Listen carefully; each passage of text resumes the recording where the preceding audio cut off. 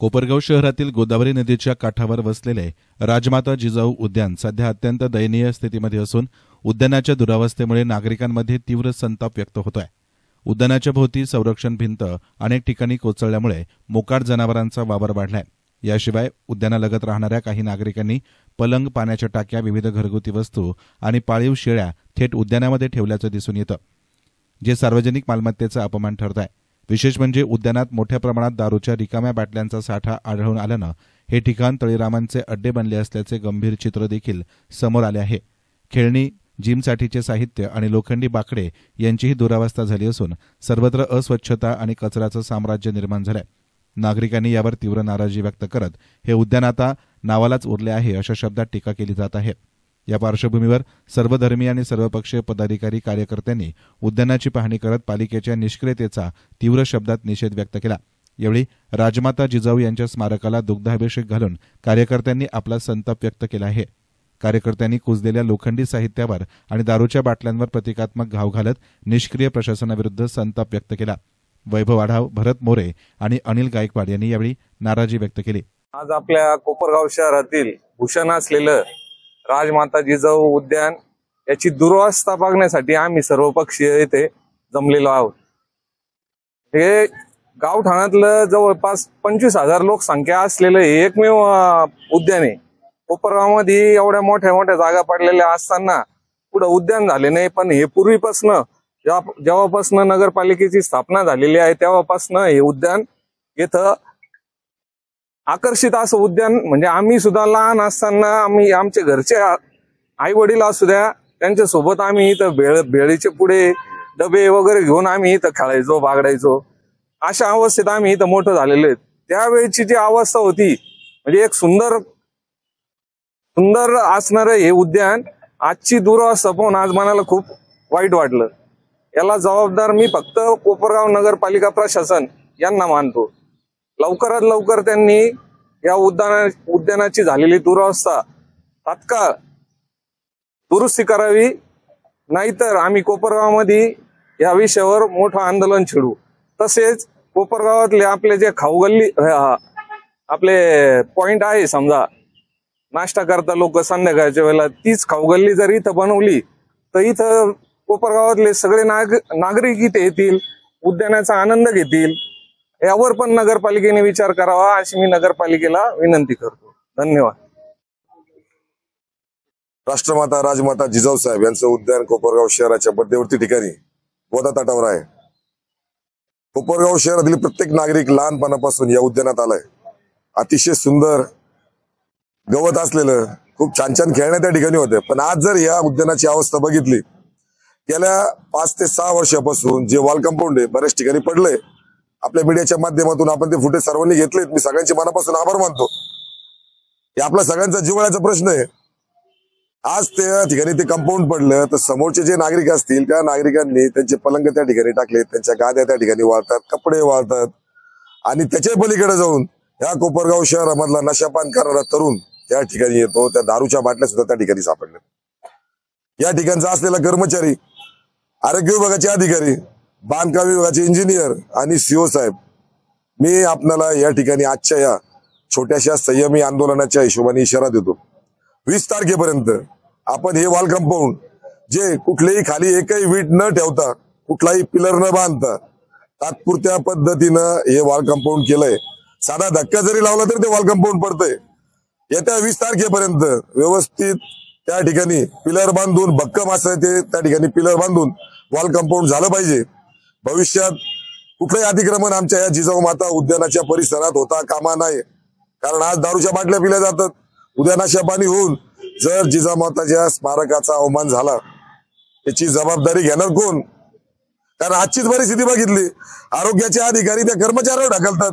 कर्मचारी म्हणतो मला विश्वरत्न डॉक्टर बाबासाहेब आंबेडकरांचं स्मारक साफसफाईसाठी आहे, छत्रपती शिवाजी महाराजांचं आहे, छत्रपती संभाजी महाराजांचं स्मारक आहे, परत जिजाऊ उद्यान माझ्याकडे आहे। एक माणूस करणार काय काय? एक तर शरीराने तो माणूस असलेला कमकुवत, या ठिकाणी अनेक तरुण येतात, त्याला धमकावतात, तो त्यांना विरोध करू शकत नाही।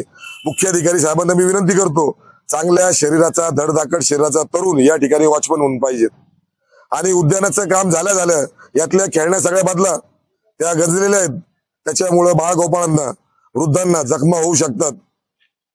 या ठिकाणी लॉनची उभारणी केली पाहिजे। या ठिकाणी जे वॉल कंपाऊंड झाल्यानंतर या ठिकाणी चांगला वॉचमन ठेवल्यानंतर कोपरगाव शहरातील सर्वांसाठी, सर्व गटासाठी, महिला पुरुषांसाठी, सर्वांसाठी हे उद्यान खुलं केलं गेलं पाहिजे। कुठल्याही प्रकारच्या अटी नकोत। यासाठी चांगला वॉचमन ठेवणं, शेजारचा परिसर, वाढणे घाटावर ज्या पायऱ्या आहेत त्या ठिकाणी कुंडे या घरातील दोघही जण चांगली त्या ठिकाणी व्यवस्था ठेवतात, स्वच्छता करतात, त्या ठिकाणी योगा प्राणायाम चालतात। त्यांचे मनापासून मी आभार मानतो। पण योगा प्राणायाम संपल्यानंतर रात्रीच्या वेळेला या ठिकाणी अनैतिक संबंध चालतात। विविध भागातून जोडपे येतात, गळ्यात हात टाकून चालतात, तर इतर महिलांना सुद्धा त्याची शरम वाटते, लाज वाटते। यासाठी पोलीस स्टेशननं आमचा इशारा समजावा। रोज एक पोलीस संध्याकाळी या ठिकाणी पेट्रोलिंग साठी पाहिजे।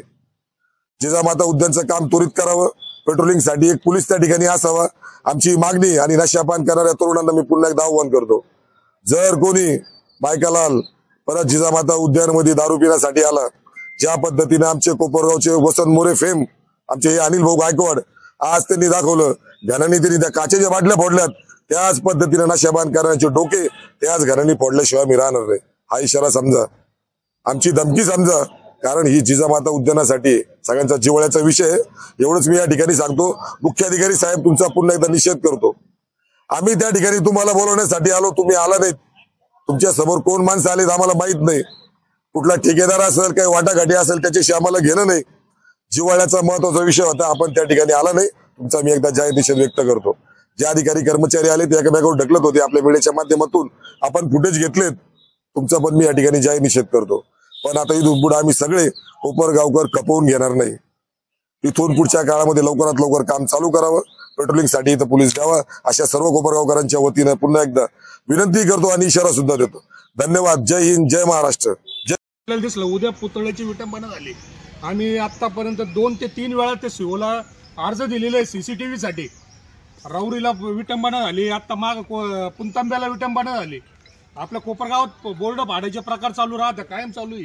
हे जर बोर्ड भाड्याचे प्रकार जर पुतळ्याची विटंबना झाली, राजमाता जिजाऊंचा पुतळा आहे तो, डॉक्टर बाबासाहेब आंबेडकरांचा बोर्ड फाडला होता, बॅनर फाडला होता। असे प्रकार जर घडत असेल कोपरगाव शहरामध्ये, हे आम्ही कदापि खपून घेणार नाही। पहिलं कोपरगाव शहरामध्ये सीसीटीव्हीचं नियोजन करा। जे भोलटे भालटे म्हणताना आम्ही करतोय, करायला लावा। पहिलं त्याचं टेंडर काढा आणि मग हे बाकीचे कामं करा। पहिले सीसीटीव्ही महत्वाचे। हे सगळ्या चोऱ्या मारा, ते एवढा बोर चालू ना, बोरला पाणी आहे, ते बोर बंद करून ठेवलेलं आहे त्याचं।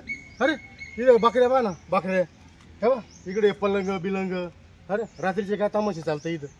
हा, येऊन पहा, रात्रीचे पहा काय चालतं तमाशे इथं। हे बा इकडं, हे बा दारू काय, अजून काय, आता काय सांगा तुम्हाला, आम्हाला सांगायची लाज वाटती। कोपरगाव शहरामध्ये सगळ्यात मोठं सुसज्ज आणि एकदम सुंदर असं झालं तर गार्डन होईल। जसं नगरपालिकेला देखभाल करायची तर बीओटी तत्व करायचं नाही ना, करायचं नाही, नुसते तमाशा घालायचे काम चाललेले। हा तमाशा कुठेतरी थांबला पाहिजे। हा जर तमाशा थांबला नाही ना, याला गाठ तुमची आमच्याशी। सकल मराठा समाजाने 2019 साली पूर्णकृती पुतळ्यासाठी निवेदन दिलं होतं। त्यावेळेला अनिल गायकवाड होते, विनय भगत होते, भरत बोमोरे होते, अमित आडा होते। आमरण उपोषणाचा इशारा दिला होता। 2019 साली त्यांना ठराव मंजूर करून दिलेला पूर्णकृती पुतळ्याचा। गेले 7 वर्ष आले, अजून त्या पुतळ्याचं काहीच नाही। 19 पासून 6 वर्ष, आता परत 6 जानेवारीला आपण परत निवेदन दिलेलं होतं। त्या टायमिंगला तुम्हीच पत्रकार मित्रांनो तुम्हीच बातमी लावली होती का ते पूर्णकृती पुतळ्याची प्रोसेस चालू आहे। 6 वर्ष लागत आहे का पुतळ्याच्या पूर्णकृती प्रोसेसला? हा, तुम्ही बाकीचे एका दिवसात प्रोसेस निघते चालू इथं नगरपालिकेत। हा कुठेतरी थांबला पाहिजे। इथं 50 लाख रुपये दिलेले आहे भिंतीसाठी बांधायसाठी, तरी अजून हे का होईना। हे लवकर झालं तर ठीक आहे, इथं 2 दिवसानंतर हा हातोडा घेऊन आहे ना नगरपालिकेत येणार आहे मी। एक काच सुद्धा ठेवणार नाही। एक काच जे काय होईल ते मी पाहून घेईन। गुन्हा दाखल करायचा बिनधास्त करा, मी जेलमध्ये बसायला तयार आहे, मी घाबरणार नाही। जे काय होईल ते मी पाहून घेईन। हे बा, हे सडेल वाकडे पाहिले का पत्रकार साहेब, हे सडेल वाकडे, त्याच्यावर लहान लहान पोरं इथे येऊन बसतात। उद्या यांना काही इजा झाली मग काय करायचं? हा, यावेळी प्रशासनाला 20 मे पर्यंत उद्यान दुरुस्त करून सुस्थितीमध्ये आणण्याचं अल्टिमेटम देण्यात आलंय. अन्यथा अतिशय तीव्र स्वरूपाचं आंदोलन छेडण्यात येईल असा इशारा सर्वपक्षीय कार्यकर्त्यांकडून देण्यात आला आहे. एसएन मीडियासाठी प्रतिनिधी युसुफ रंगरेज, कोपरगाव.